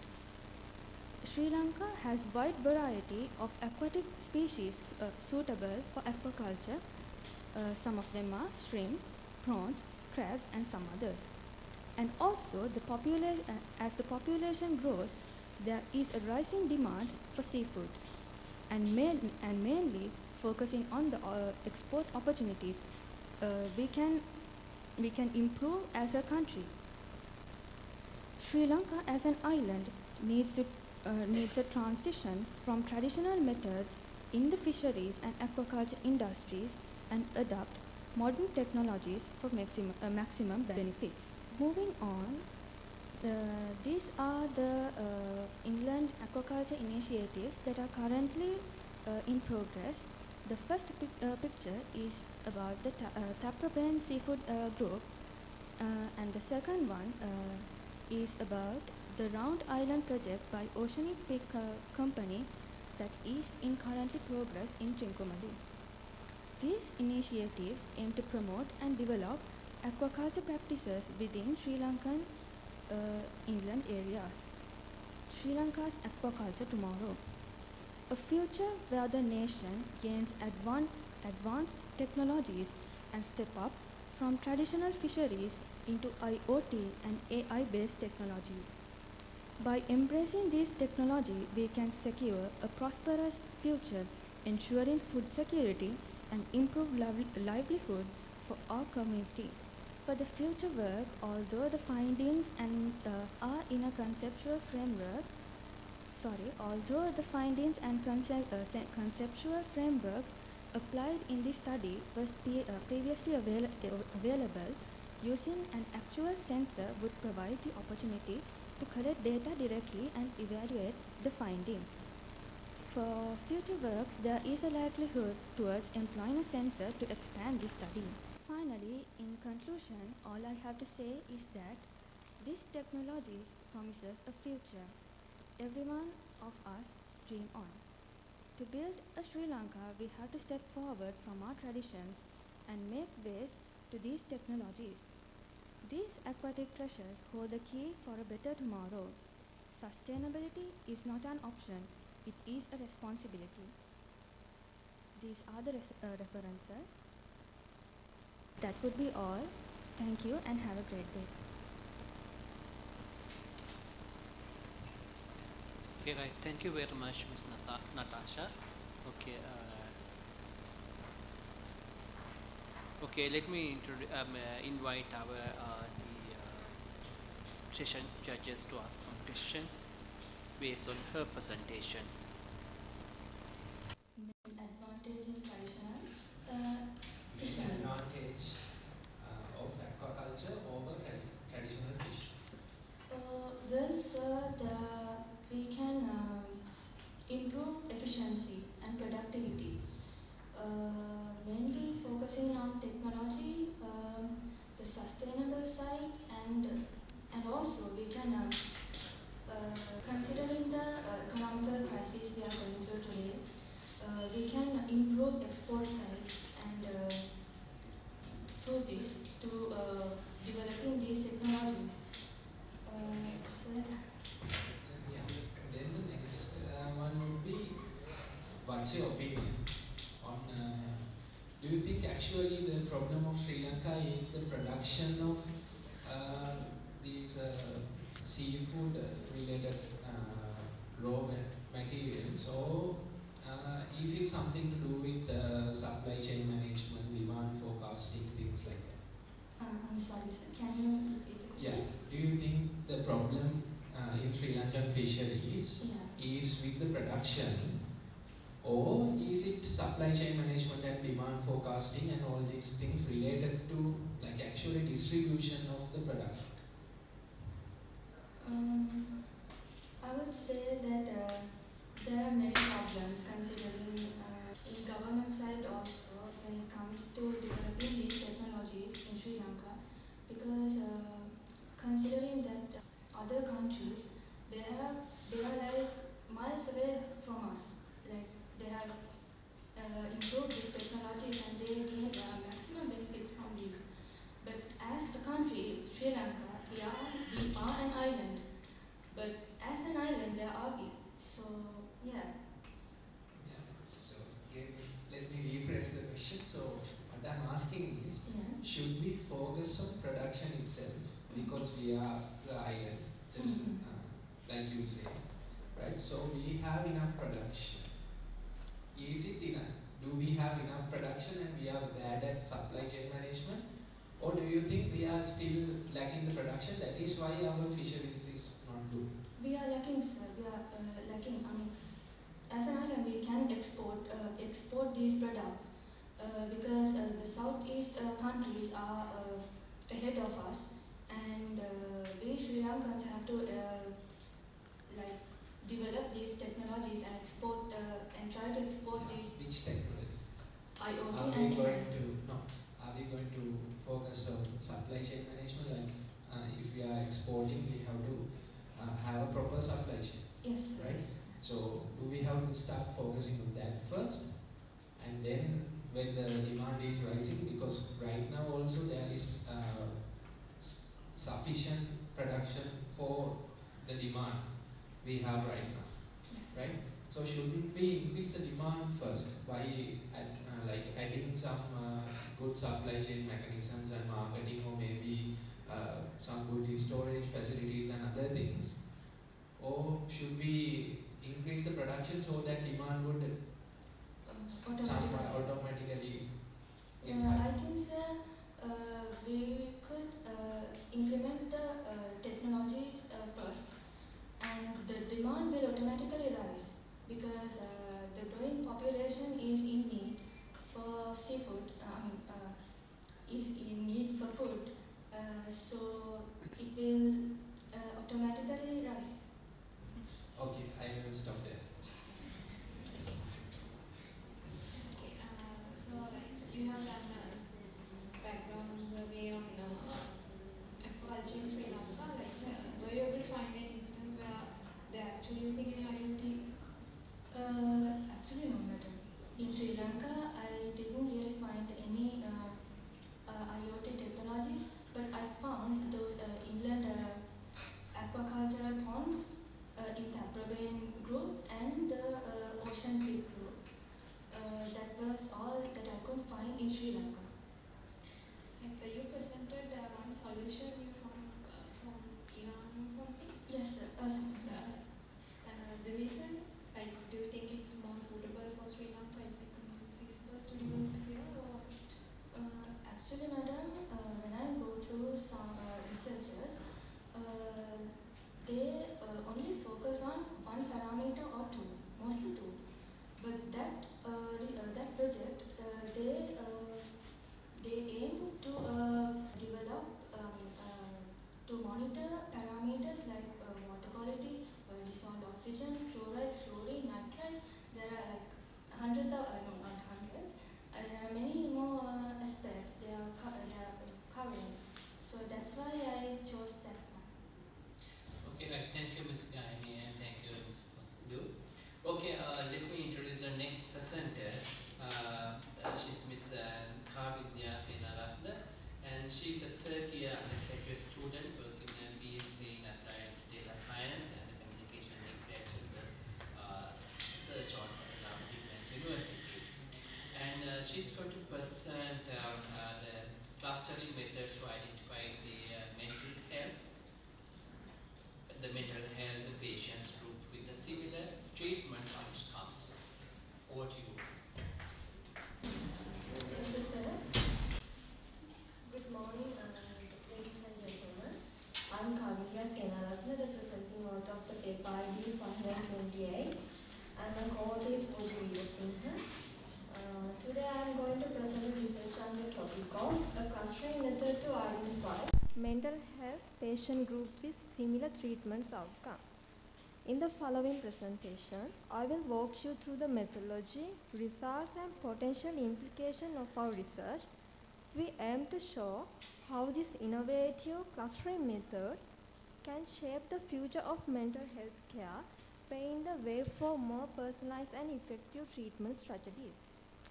Without further ado, let's dive into the world of data-driven mental health care and explore the possibilities that lie ahead. What is mental health? A person's complete emotional, psychological and social well-being is referred to as their mental health. It has an impact on how people feel, think, act, as well as how they act and react to obstacles in their life. Maintaining positive relationships, accomplishing goals, and living a satisfying life all depend on having good mental health. Typical mental health issues are anxiety disorders, sadness, and bipolar disorders. Thankfully, today there are a variety of treatments available, including counseling, meditations, and dietary adjustments. In these presentations, we mainly talk about home treatment, early intervention, and assertive outreach. What is home treatment? Even though it is always advisable to seek professional assistance for mental health difficulties, there are some at-home remedies that can be beneficial for managing symptoms and fostering mental well-being. For example, self-care practices, meditation and mindfulness, and social support can be taken as examples for home treatments. In the early intervention, the sooner the help is provided, the more likely it is that the patient will recover swiftly and avoid developing new problems. The example can be taken as physiotherapy, meditation, self-help tactics, support groups, etc. The assertive outreach method aims to offer continuing assistance and care to people in their natural settings, such as their homes or communities, in order to improve their independence and quality of life. Mental health issues can profoundly impact on all the person's ability to carry out essential daily activities, potentially eroding their autonomy, independence, and overall quality of life. The first step in mitigating these adverse effects is an accurate diagnosis. Unfortunately, many older individuals struggle without appropriate support, as mental health issues in this population are frequently underdiagnosed and untreated.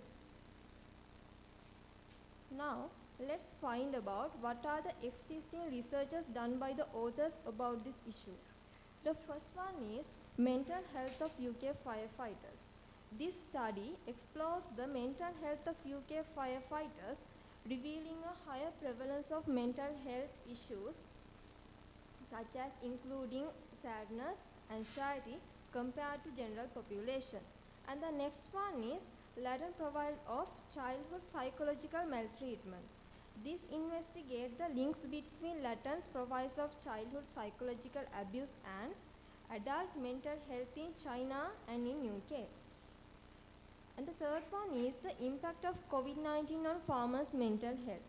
This study examines the impact of COVID-19 on the mental health of UK farmers, revealing increased stress, financial strain, and social isolation.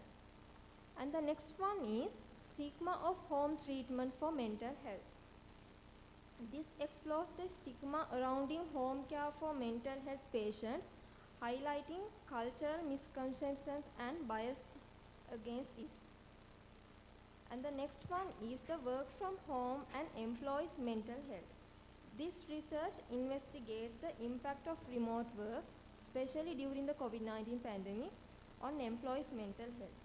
According to these researchers, we are going to identify the main problem of can clustering techniques effectively categorize and group anonymous patients with mental illness based on their characteristics, and how does this clustering impact the understanding of their mental health outcome and treatment responses. Here we look at the anonymous people who have been with mental illness. Patients with similar characteristics may respond to their similar mental health discourse.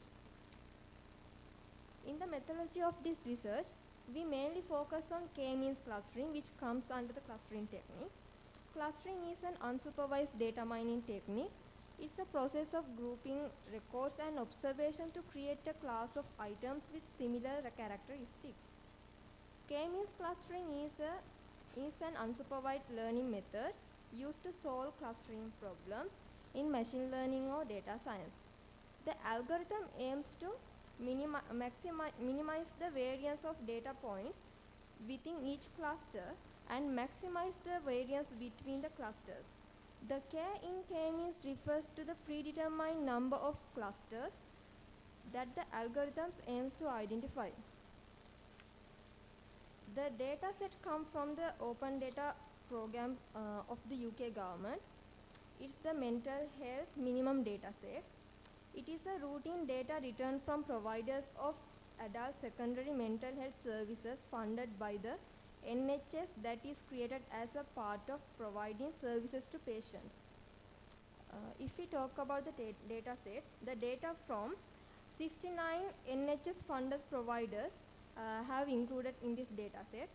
The tentative data was separated into following groups such as 120,000 and 59 episodes of home treatments are done, and 247,854 assessments have been made by the crisis resolution team, and the 98,280 patients have received home treatments, and 21,886 patients being treated by early intervention teams. At the end, 19,843 people were getting assertive outreach services. Before going to data pre-processing, it is essential to install the two packages names cluster and factor extra to facilitate data analysis part. Once installed, we can import the dataset and utilize the functions like head and tail to quickly review data's initials and final rows. To ascertain the dataset dimension, we employ the dim function, revealing that it comprises 151 rows and 9 columns. It is prudent to conduct exploratory data analysis to gain insight into the dataset attributes.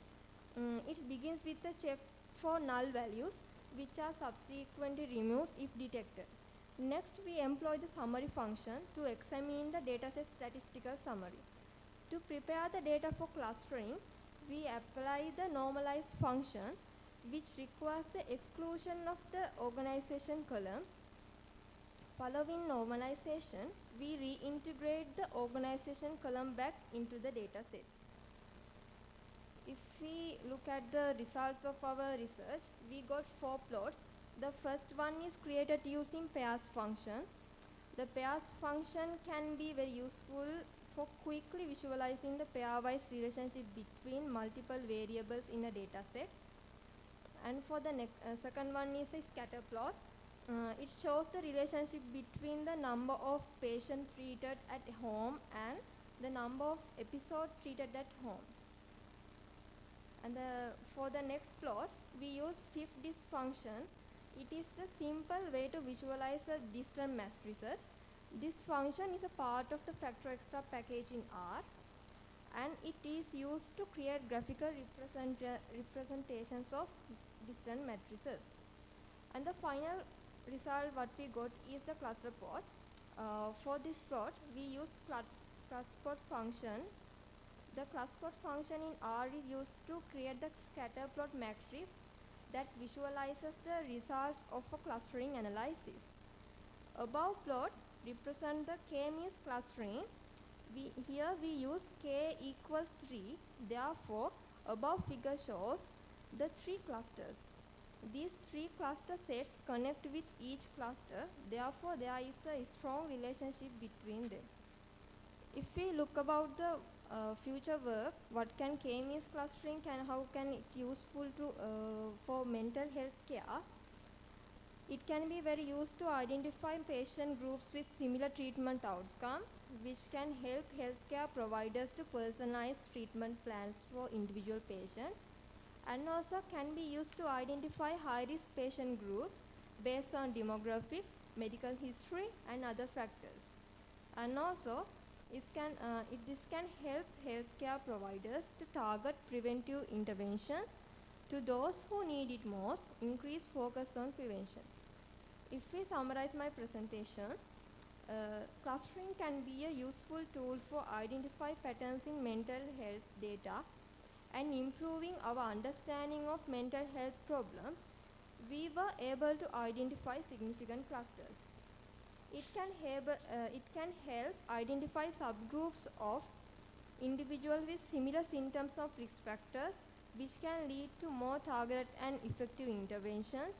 We were able to get a sense of similar mental illness patients and what they had in common attributes after analyzing those clusters.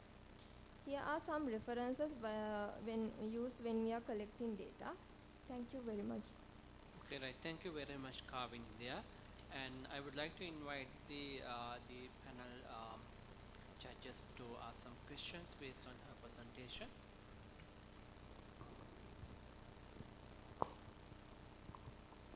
Yeah, so we have several questions regarding the data set, right? So how many attributes were there in the data set which you have utilized, not the attributes that were in the data set? How many attributes did you use to do the K-means clustering? We filter the data sets first of all. Then we selected some columns and do the clustering part. Yeah. It's So regarding to home treatments and early intervention and assertive outreach. We choose those columns and yeah, how many columns did you choose? I think it's about 9 to 10. Yeah. 9 columns. 59 rows means 59 patients or different 59 treatments. Treatments. 9 columns. 9 columns refers to the home treatment patients. 9 columns means basically for one treatment, what are the attributes? Yeah. So what are the 9 attributes that you selected? Do you have the data with you right now? I will send. I can send the Okay. answer to. Yeah. So the next question would be, how did you define K to start with? Here for this we created 3 groups, 3 clusters. So we define K equals 3. So we How gain did 3 you come clusters. up with there are only 3 clusters? We explored the data analysis. We can categorize strong relationship. We can analyze different characteristics, variables, and based on that, we categorize this case equals to the 3. We did some, we use healthcare functions to get a quick grip of the data set.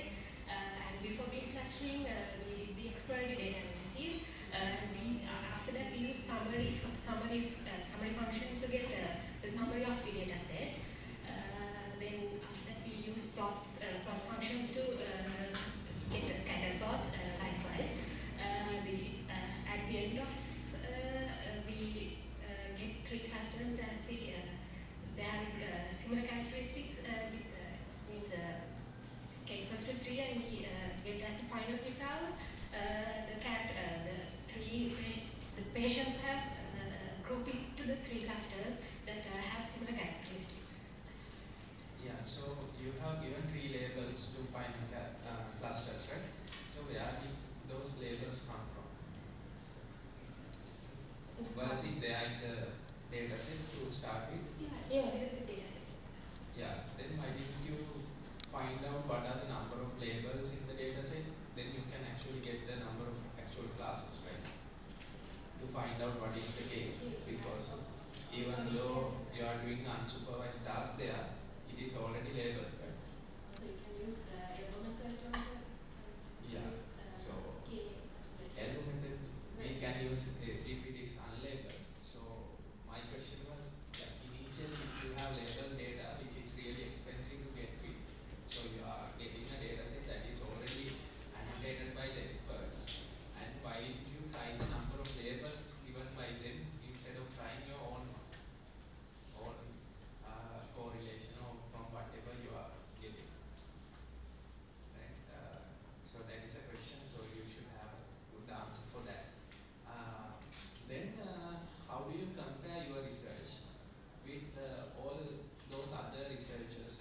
clusterings and like, why did you go for a unsupervised one? Why can't you use a, couldn't you use something like a support vector machine or a decision tree or a random forest to get a better accuracy, good results, because you have the supervised data with you. That means labeled data with you. Why did you actually remove one feature of that and try to do that the hard way? We were familiar with K-means clustering, so we have got It's a good way to do the mental health for the mental health research, because it's K-means clustering to do the research and the deep clustering like it's not that. Okay. So based on the clustering you got, do you think like okay, first what is the pattern you identified from that? What's the pattern you identified? There were three groups, three people outcomes, right? And you are trying to categorize them based on their characteristics. But there were we couldn't see three significant clusters there, right?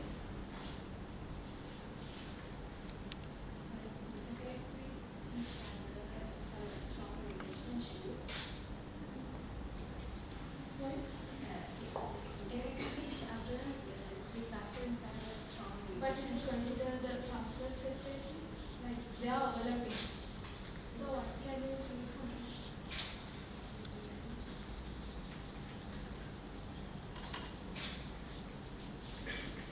Also, I have the same issue with the K value you came up with, and also the data set parameters. You answered the question. Okay, right. Thank you very much, Ms. Gaini and Ms. Masindu. Let me call upon the next presenter. She's Miss Damsubi, and she is currently a third year BSc Applied Science and Communication. It is unlabeled. So my question was, yeah, initially if you have labeled data, which is really expensive to get with, so you are getting a data set that is already annotated by the experts, and why did you try the number of labels given by them instead of trying your own correlation or from whatever you are getting? Right? So that is a question, so you should have a good answer for that. Then how do you compare your research with all those other researchers and clusterings and like, why did you go for a unsupervised one? Why can't you use a couldn't you use something like a support vector machine or a decision tree or a random forest to get a better accuracy, good results, because you have the supervised data with you. That means labeled data with you. Why did you actually remove one feature of that and try to do that the hard way? We were familiar with K-means clustering, so we have got It's a good way to do the mental health for the mental health research, because it's K-means clustering to do the research and the deep clustering like it's not that. Okay. based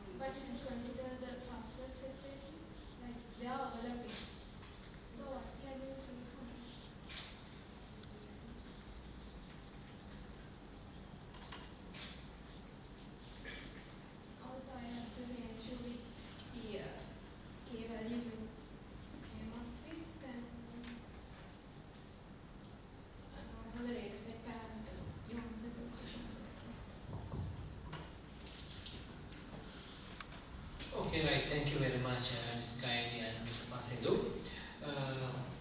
And let me call upon the next presenter. She's Miss Damsubi, and she is currently a third year BSc Applied Science and Communication undergraduate at the Faculty of Faculty of Management, Social Sciences and the Humanities of General John Kahaduwa Defense University. And she's going to and her research is based on development of an intelligent software solution for artificial intelligence enabled the stethoscope and accurate in the coronary artery disease diagnosis and the real-time feedback. Over to you, Damsubi. Good morning, dear sir, madam, lecturers and my colleagues.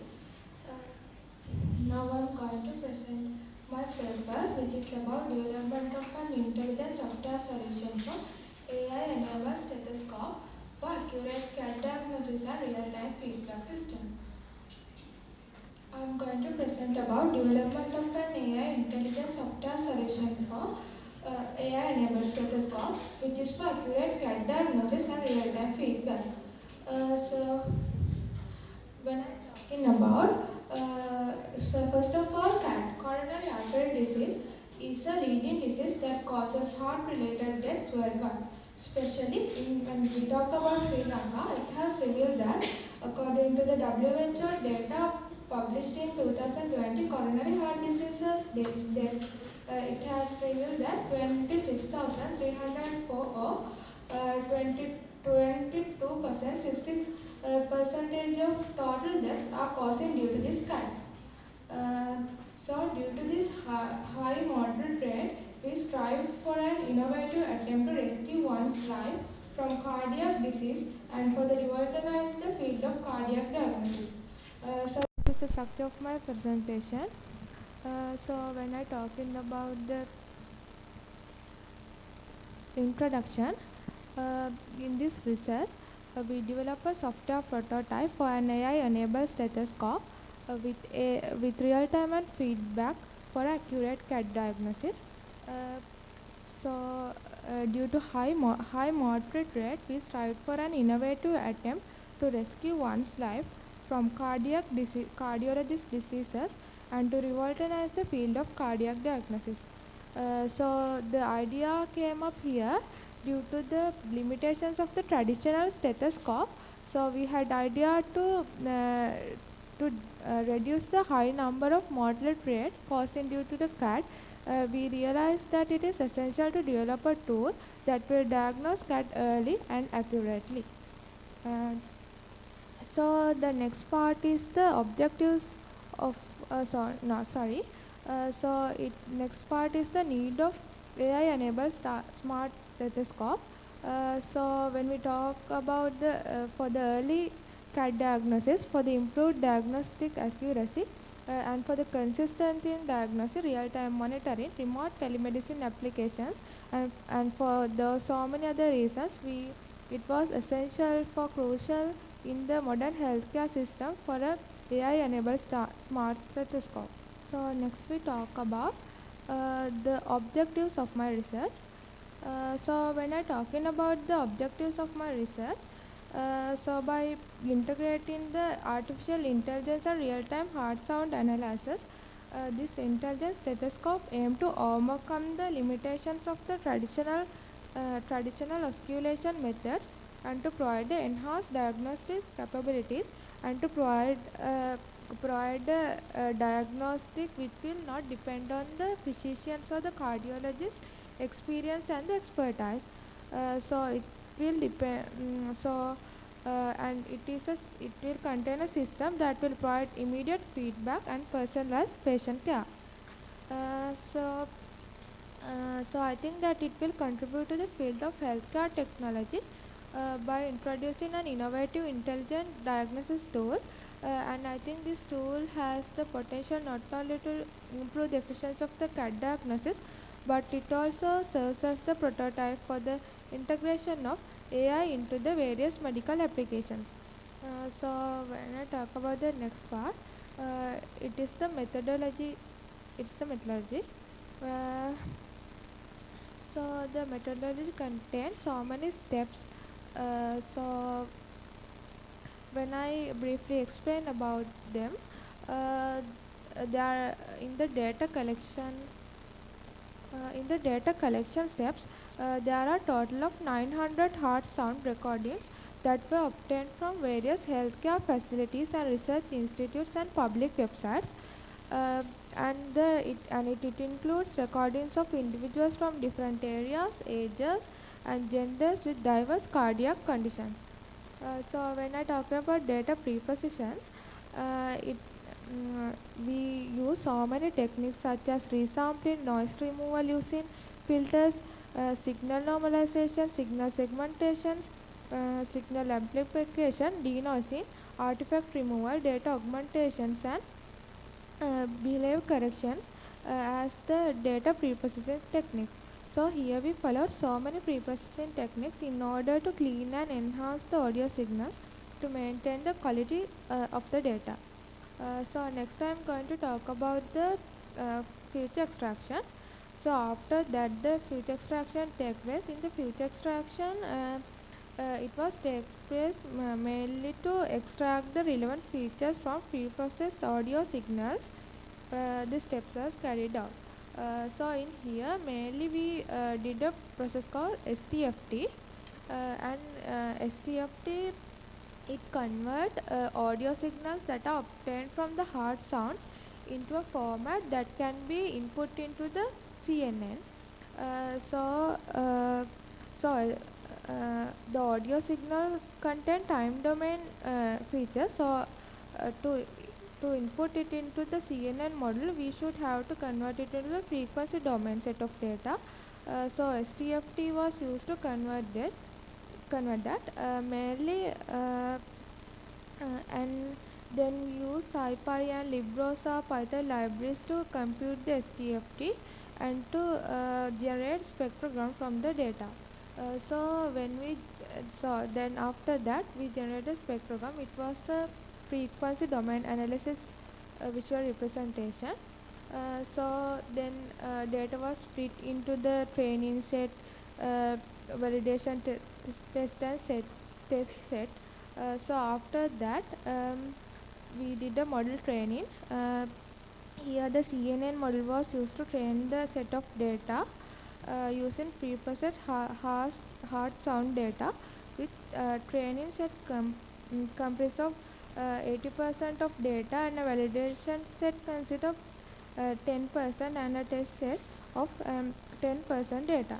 So after that, the model was optimized using Adams optimizer, and ReLU was used as the activation function here. So after that,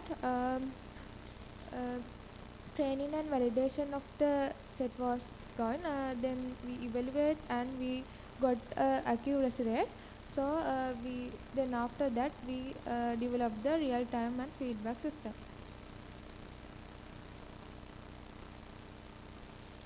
So the next part is the software development.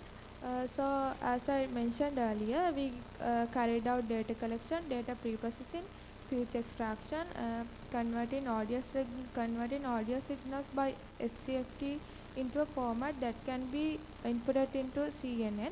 So then we generate a spectrogram, data splitting, convert using development the model and train the model using the CNN.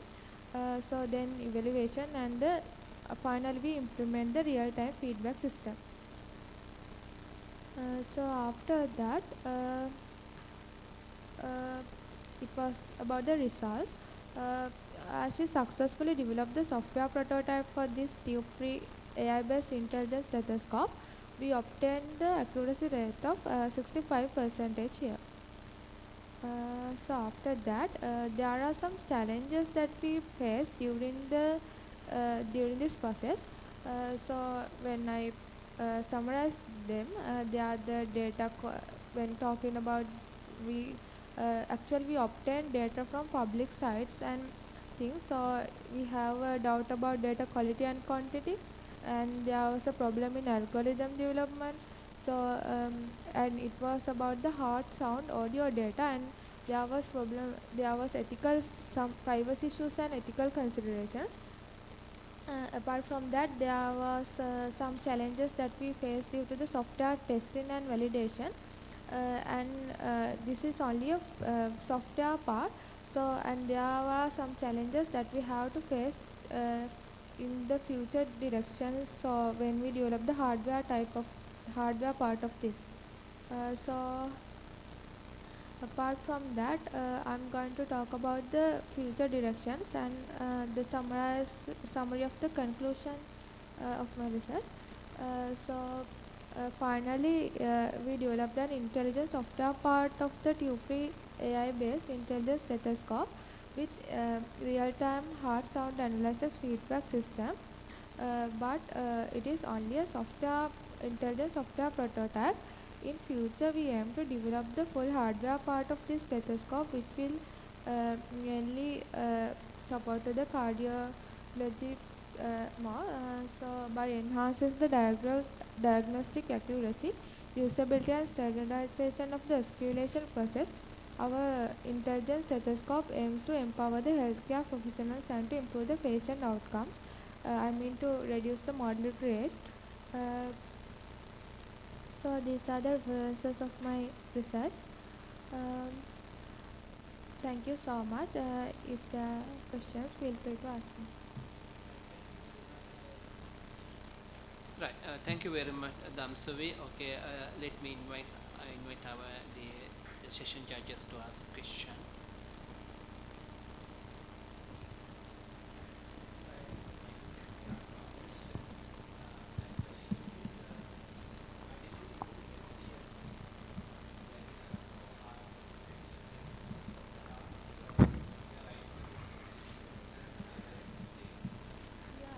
I use STFT to convert that audio data to a format that should be implemented into a CNN. So audio data we cannot implement it into. So I searched and I found about but I thought that STFT is easy than. And I have so many details about STFT and about the past result test method. So I thought that it will be. So I give you a comment. Please look at my list program. So it has promising results in your area. Right. So look at that and improve. Okay. Thank you very much, Mr. Pasindu.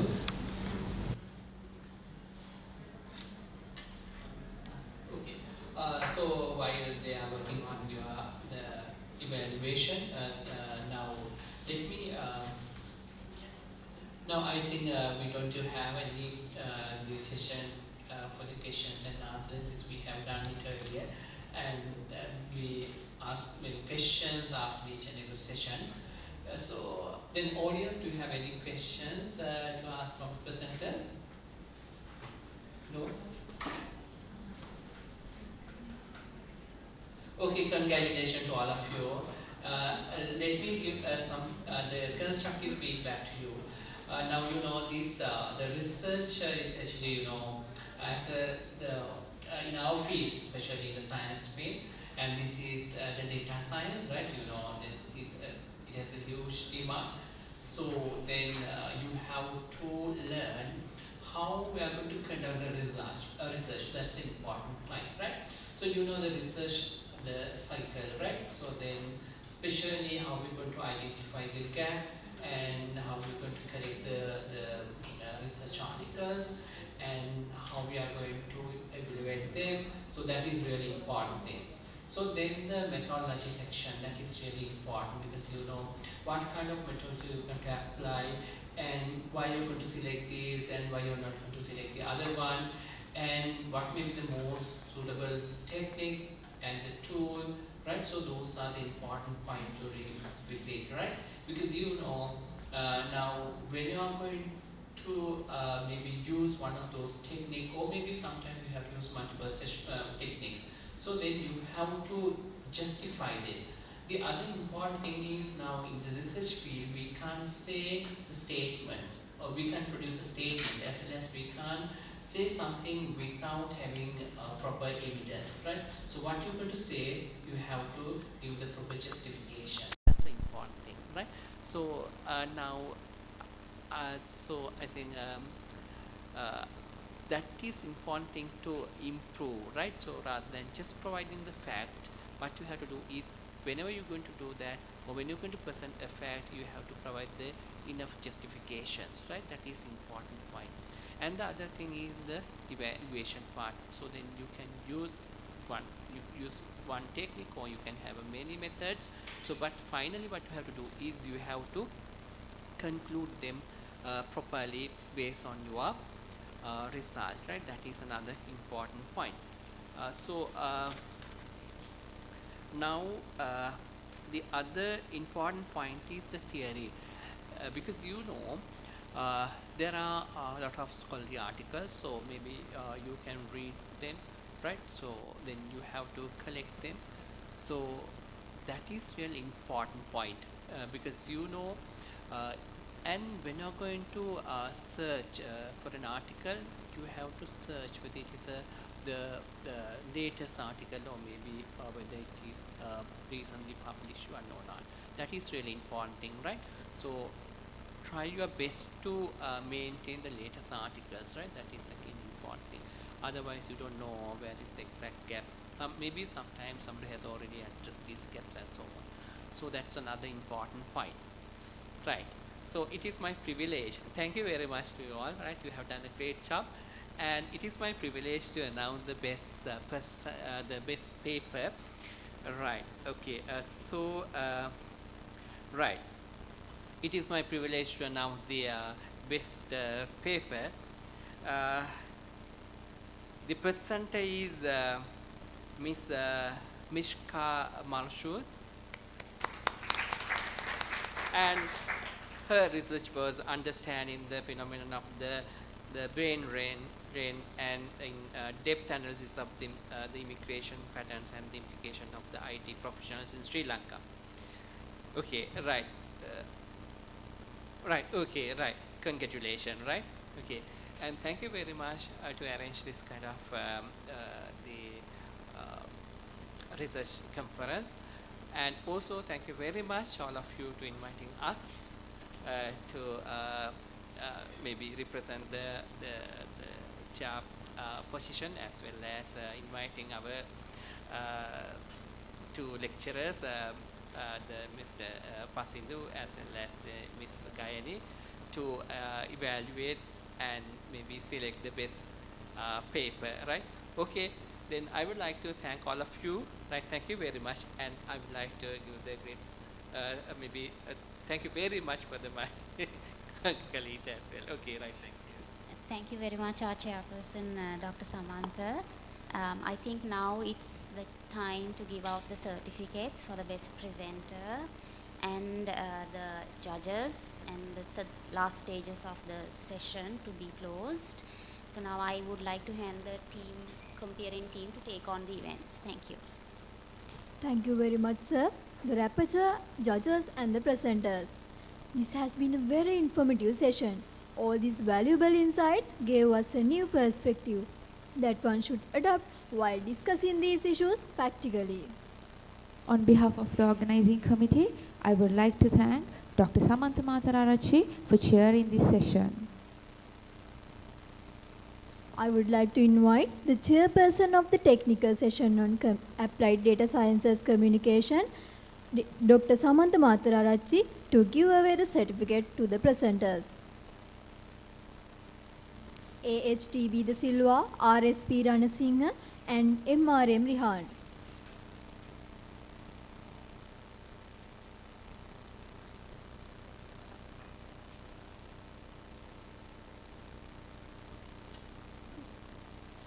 AHTB De Silva, RSP Ranasinghe and MRM Rihan.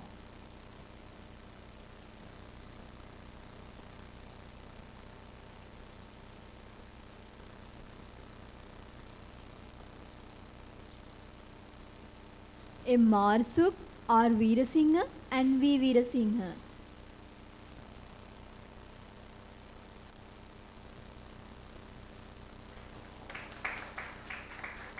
M. U. Satyanjali.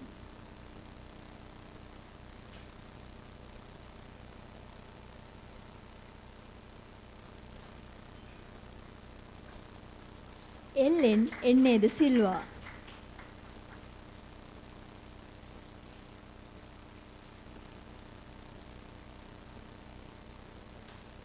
K. Somarathne, V. Veerasinghe and L. Salgado.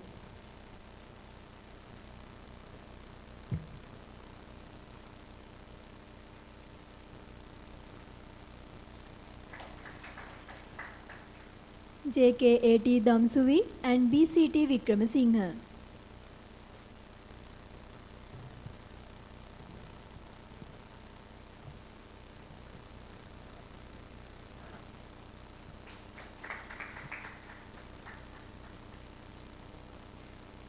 Thank you, sir. Sir, we kindly request you to remain on the stage. Now I would like to cordially invite the Rapporteur, Dr. Krishanti Anandawansa, to present the token of appreciation to Dr. Samantha Arachi, the Chairperson of the technical session on Applied Data Sciences and Communication, and the panel of judges, Pasiduma Ranasinghe and Gayani Rupasinghe.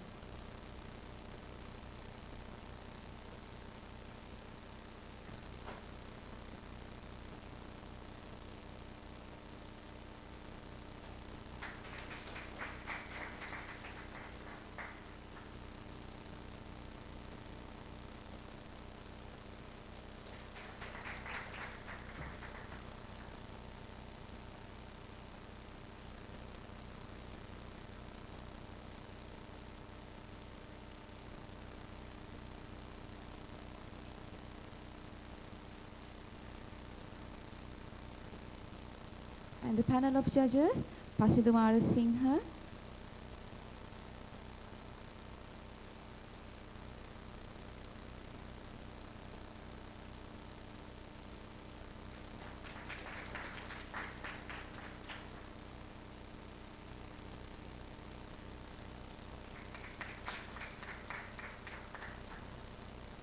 and Miss Gayani Rupasinghe.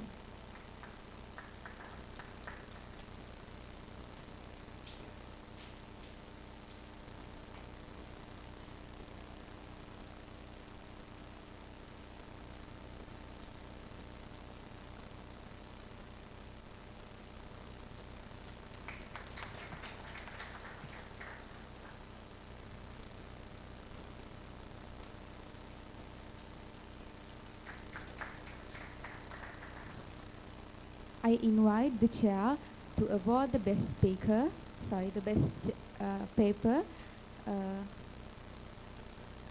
Mishka Mazu.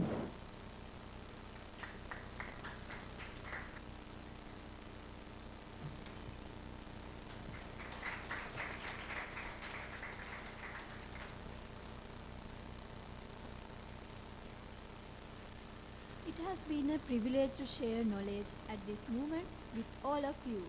With that, we'll be ending up today's technical session. Thank you all for your honorable contribution.